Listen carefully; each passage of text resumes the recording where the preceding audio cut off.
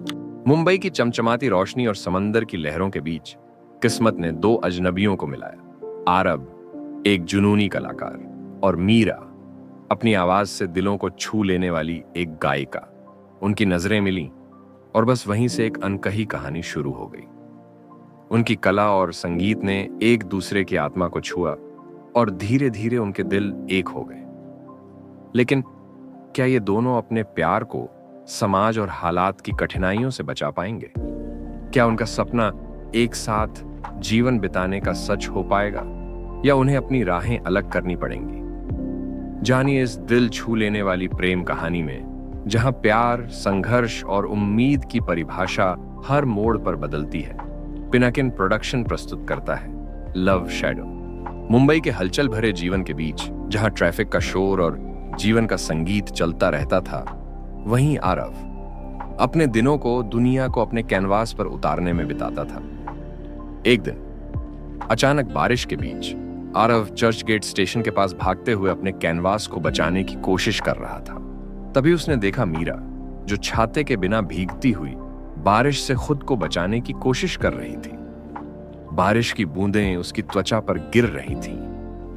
वह शांति से उसके बगल में खड़ा हो गया, लेकिन जैसे ही उसकी आंखों से आंखें मिली, उसे लगा मानो वह एक अलग ही दुनिया में खिंच गया हो। उसकी आंखों ने मानो उसे सम्मोहित कर लिया था और वह शब्दों के बिना बस उसे देखता रह गया। तभी उस लड़की ने से में उसे देखा।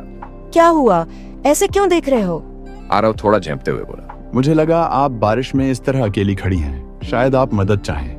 मैं आरव हूँ, एक आर्टिस्ट। लड़की ने हल्की हंसी के साथ कहा।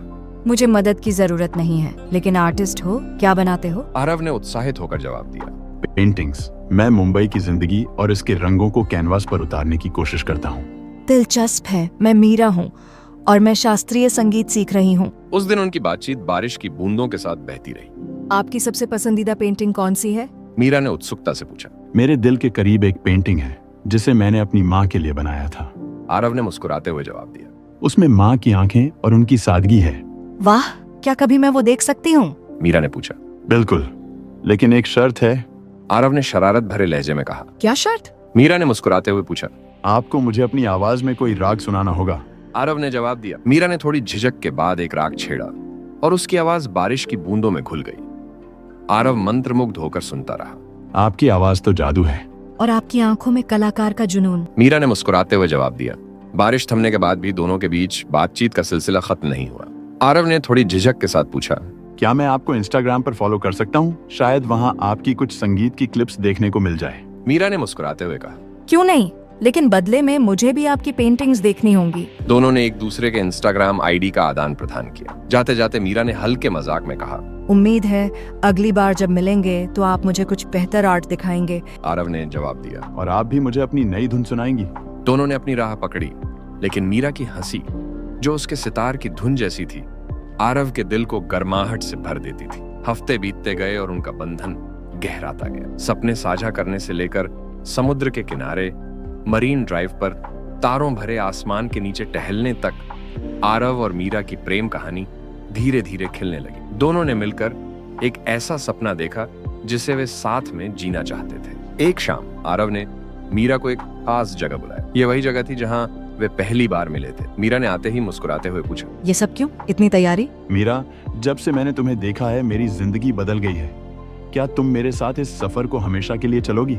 मीरा की आंखों में आंसू आ गए। हाँ आरव, मैं तुम्हारे साथ हर पल जीना चाहती हूँ। दोनों ने एक दूसरे को गले लगाया और उनकी प्रेम कहानी का यह नया अध्याय शुरू हुआ। लेकिन उनकी खुशियां थोड़ी देर के लिए थीं, क्योंकि समाज और परिवार की बेदर्दियां उनके प्यार के खिलाफ खड़ी थीं। दोनों ने मिलकर एक ऐसा सपना देखा जिसे वे साथ में जीना चाहते थे। आरव अपने आर्ट और मीरा अपने संगीत के साथ मिलकर एक स्ट्रीट शो करने का फैसला करते हैं। वह शो न केवल सुपरहिट हुआ, बल्कि उनके दिलों में एक दूसरे के लिए प्यार और भी गहरा हो गया। लेकिन एक रात जब वे अपने अगले शो की योजना बना रहे थे, मीरा के पिता, जो अवैध व्यापार के काले रास्तों पर चल रहे थे, ने उन्हें एक साथ देख लिया। उनकी आंखों में गुस्से और अपमान की आग जल उठी। मीरा, तुम इस लड़के के साथ क्या कर रही हो? उन्होंने गुस्से से चिल्लाते हुए कहा। पापा, आरव सिर्फ एक अच्छा लड़का नहीं है, वो मेरे सपनों को समझता है, मेरे हर फैसले का सम्मान करता है। मैं अपनी जिंदगी जीना चाहती हूँ, अपनी शर्तों पर। सपने, ये कला और संगीत, ये सब बकवास है। इनसे पेट नहीं भरता, समाज में इज्जत नहीं मिलती। पापा, ये बकवास नहीं है, ये मेरी पहचान है। मैं इसी को छोड़कर कैसे जी सकती हूँ? तुम्हारी पहचान हमारे परिवार की इज्जत से है, और इस घर में लड़कियों की बकवास सुनने की जगह नहीं है। तो क्या मैं सिर्फ एक सौदा हूँ पापा? आपकी बेटी नहीं? मेरी खुशियों की कीमत नहीं? अगर तुमने मेरी बात नहीं मानी तो तुम्हारे लिए इस घर के दरवाजे हमेशा के लिए बंद हो जाएंगे। मीरा चुप हो गई, लेकिन उसके दिल में आरव और अपने सपनों के लिए लड़ने की एक नई लहर उठ चुकी थी। तुम्हारी शादी उसी परिवार में होगी जिससे हमारा व्यापारिक फायदा हो, और तुम आरव आज के बाद मेरी बेटी से दूर रहना। आरव ने शांत लेकिन दृढ़ स्वर में कहा, मीरा कोई वस्तु नहीं है जिसे आप व्यापार के लिए इस्तेमाल करें। वह अपने सपनों और प्यार के साथ अपनी जिंदगी जीने की हकदार है।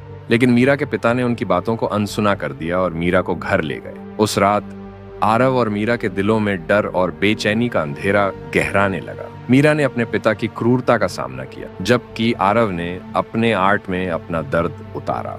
दूसरी ओर मीरा का परिवार भी उनके प्यार को लेकर असहज था। मीरा की मां ने डरते हुए कहा, बेटी, समाज हमें जीने नहीं देगा। मीरा ने अपनी मां का हाथ पकड़ते हुए कहा, माँ, मैं अपनी जिंदगी के फैसले खुद करना चाहती हूँ। सपने देखना बंद करो मीरा, यह दुनिया तुम्हारे और उस लड़के के लिए नहीं बनी। उसके पिता ने सख्ती से कहा। आरव और मीरा ने अपने प्यार के लिए लड़ने का फैसला किया। हमें खुश रहने का हक है।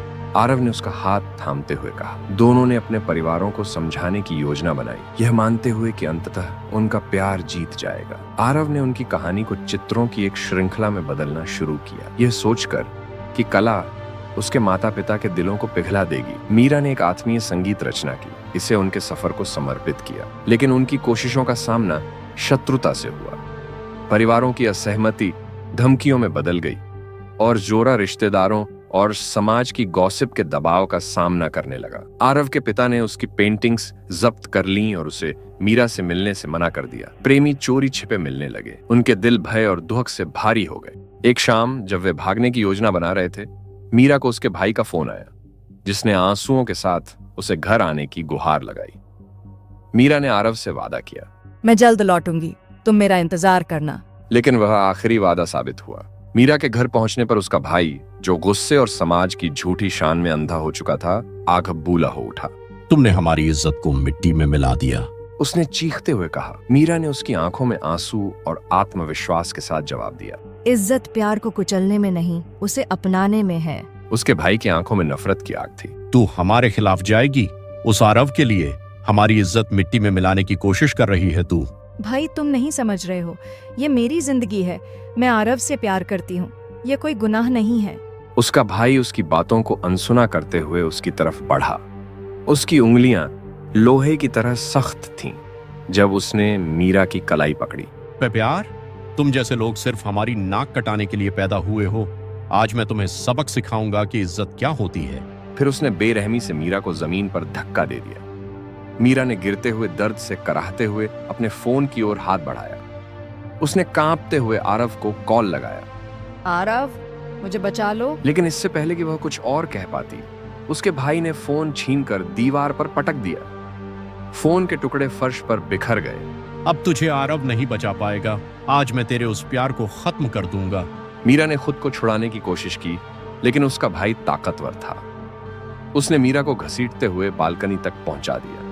भाई, ऐसा मत करो, मैं तुम्हारी बहन हूँ। क्या तुम्हें मुझ पर जरा भी तरस नहीं आता? तरस? तुमने हमारी इज्जत को पैरों तले रौंद दिया। इसके बाद उसने बिना कोई दया दिखाए मीरा को बालकनी से धक्का दे दिया। मीरा के चीखने की आवाज रात के सन्नाटे में गूंज उठी। नीचे गिरते हुए उसका दिल आरव और अपने सपनों को पुकार रहा था। आरव मीरा के घर पागलों की तरह भागा, लेकिन वहां पहुंचते ही उसकी आंखों के सामने दुनिया अंधेरी हो गई। मीरा खून से लथपथ जमीन पर पड़ रही थी। मीरा! उसकी चीख दर्द और टूटे सपनों से भरी हुई थी। उसने मीरा को अपनी बाहों में लिया, लेकिन वह उसे बचाने में नाकाम रहा। उसकी आंखों में आंसू और दर्द का समंदर उमड़ रहा था। उस रात आरव की पूरी दुनिया राख हो गई। उसकी आंखों में आंसू थे, लेकिन उनमें एक सुलगती आग भी थी।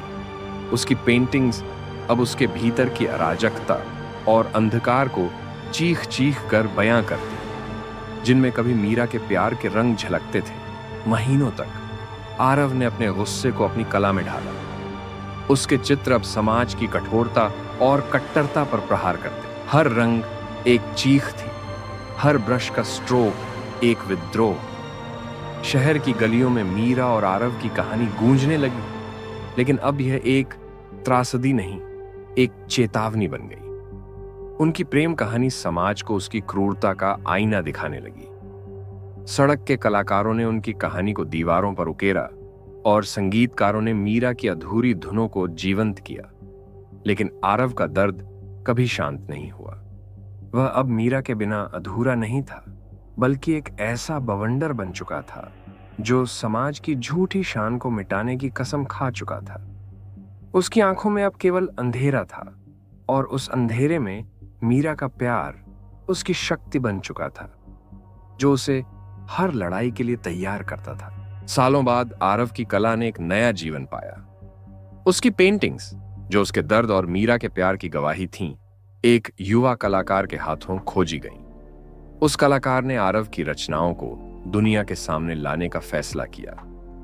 एक भव्य प्रदर्शनी आयोजित की गई, जिसमें हर चित्र एक अनकही दास्तां कह रहा था। आरव की पेंटिंग्स ने दर्शकों के दिलों को छू लिया। उन्हें हर रंग और हर ब्रश स्ट्रोक में मीरा की झलक दिखाई दी। मीरा का संगीत भी भुलाया नहीं जा सका। उसकी आत्मीय धुनें, जो कभी अंधेरे में खो गई थीं, फिर से जीवित हो उठीं। संगीत की वो लहरें सुनने वालों को सिखाती थीं कि सच्चा प्यार हर कठिनाई से ऊपर होता है। हालांकि आरव कभी अपने गहरे आघात से उबर नहीं पाया। उसकी यादें और मीरा की कमी ने उसके दिमाग को हमेशा के लिए कैद कर लिया। फिर भी उसकी और मीरा की कहानी अमर हो गई। यह कहानी न केवल उनके प्यार की थी, बल्कि हिम्मत और उम्मीद की भी थी। यह वही कहानी है जिसे मैंने इस वीडियो में आपके सामने प्रस्तुत किया है।